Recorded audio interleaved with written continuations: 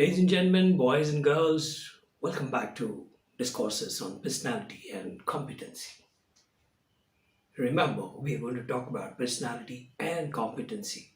So, we are going to talk about state of being and state of performance. A very good Indian breakfast laid before you, and a very good taste and enjoyment out of the consumption of that. There's no more thing to look at. It looks very promising, but it doesn't satisfy me. It doesn't perform the duty of giving me a feel of comfort, feel of happiness, feel of joy. That's not the way. We are looking at personality and competency together. But personality itself is a very, very complex job. I repeat, it is mathematical. Unless you use a bit of mathematics and arithmetic, we will not be able to comprehend really what it is.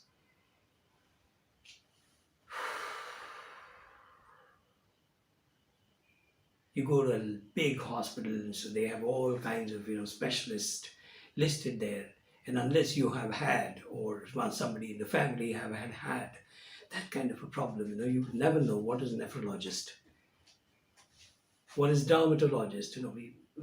These are very, very technical terms. We get familiar with that as we go closer to that kind of a problem, either with us or one of our family members, friends. Then it becomes a matter of exchange. But that kind of a specialization, with n number of specializations that we have in the field of medical research and medical performance, still we are unable to cope up with the challenges of making the body perform regularly, consistently, constantly, when there is so much of physicality. As I introduce you more and more to personality, you will understand there is a lot of fine threading between the objects. Suppose we look at some of these as objects, identifiable objects. There's the fine threading, and there's no consistency. Unlike a medical profession, there's no consistency in how A links the objects and how B links the objects. So the processes we follow are different. The thoughts that we follow are different. So two objects are not necessarily going to be related the same way. It's probably like electrical circuits. There's so many buttons and so many channels. If you want to see another simulation, look at how water travels from the bottom to the top of the earth. Water is not the heaviest of compounds in terms of density. Water is not the heaviest of compounds in terms of density. Its density is 1 gram per cc. So there are much, much denser materials available. So they will be at the bottom of the earth. The water will be lying somewhere. Okay, somewhere at the top. Some of the lightest compounds are water. That's why they say 1/3 of the earth is filled with water. 2/3 of the earth's surface is filled with water. Only 1/3 is land.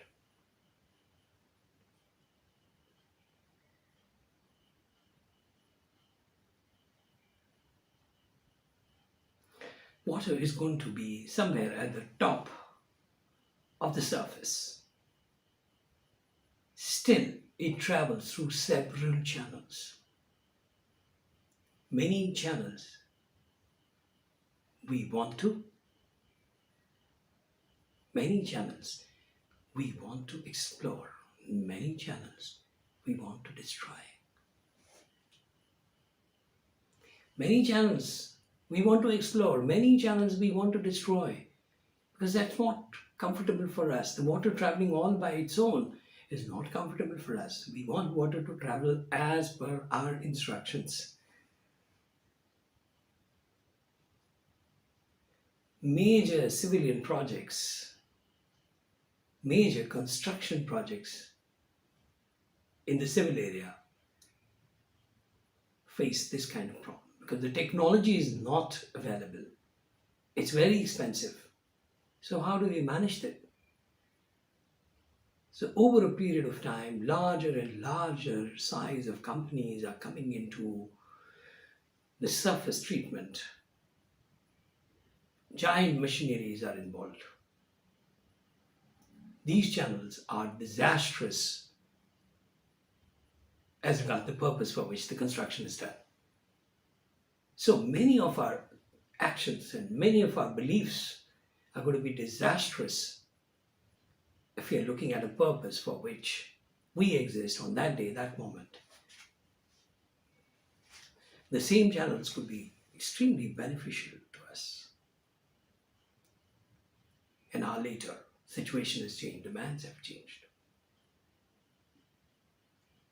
So the expectations of personality, performance is incredible. In a place like India, a huge population density, large family sizes, relationship oriented. Many times we bow before seniors without knowing who they are. Seniors, I bow. Seniors, I bow.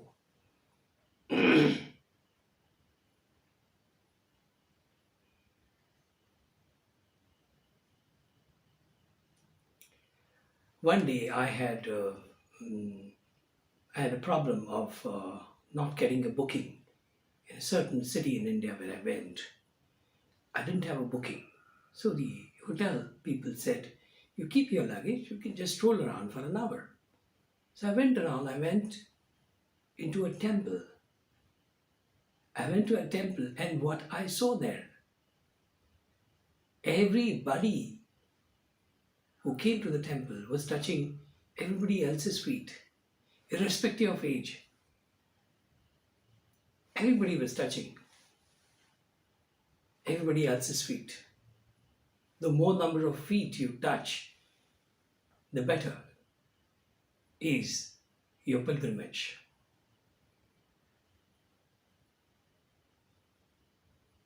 The more number of feet you touch, the better is your pilgrimage. Wow, what values, what belief, what metaphysics. That's a part of our behavior. So there is that subtlety content of process. That's why I said we are linked severally by these beautiful threads, unseen. So some of these combinations pass into our repertoire of culture. Some of these pass into a repertoire of culture. Some of these pass into a repertoire of professional performance. Some of these pass into a culture of a family member, a head of the family, the junior most in the family.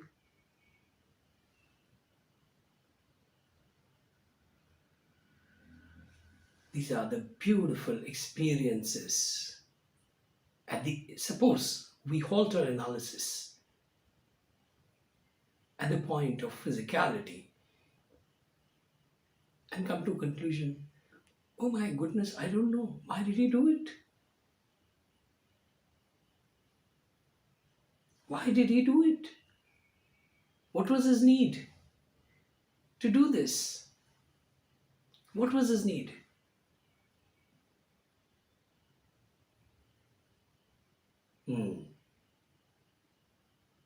Then you inspect yet probably not find enough. And then you think, then you are trying to reach the human in the body. All that we can see and predict and inspect, all that we can see and inspect is the body part of our existence. And all that we do not get to see, but has a powerful interference, makes a powerful differentiation, make a committed distinction, is a part of those unseen threading, unseen networking. So if you ever feel that I can see the person in terms of his personality, you are mostly going to be wrong.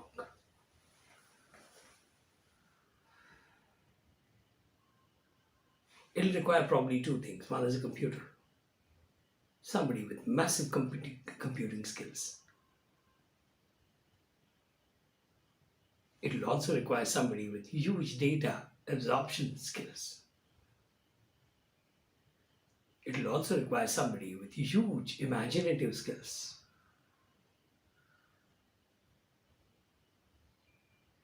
Do you think we have that? Imaginative skills in simultaneous state, data absorption skills, in the simultaneous state, computing skills. So if at all, you're allowed to make only passing references. See, I said this, but please don't believe this. I may not be true. I said this, but I may not be true.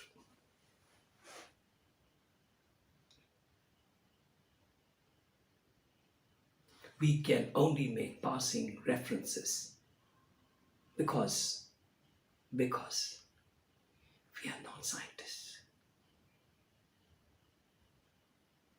We are not scientists. We need to be many times. If we are in that role, we need to be. Otherwise, you don't play that role. There's no hypocrisy which will go to help you there.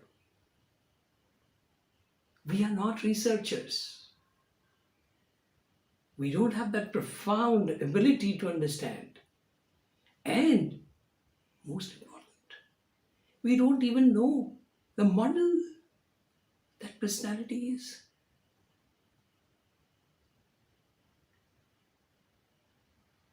We don't even know the model that personality is. If you're amused by my regular reference to the word model, don't go further than this. Just feel water. What it is flowing.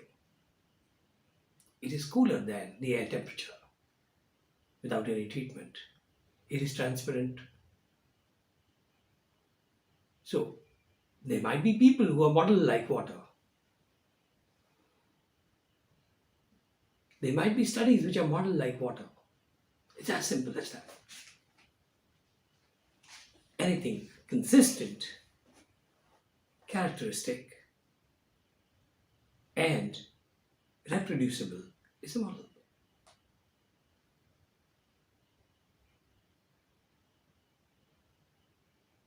We'll have seniors standing in the front row and juniors at the back. That's a model. We have learners sitting in the first row and listeners in the second row is a model. Kidding, I'm simplifying. But that is to create a bit of comfort in you. So, ladies and gentlemen, boys and girls, we are talking about absolutely intricate subject. Absolutely misplaced subject in the universe of human communication. But yet, that crude data and understanding about personality is what we step onto. We are living on that. We have made our house based on that floating surface of water. The moment you realize, you'd have fear, morbid fears of drowning. Better, you realize how weak is the setting of the house of ideas on personality.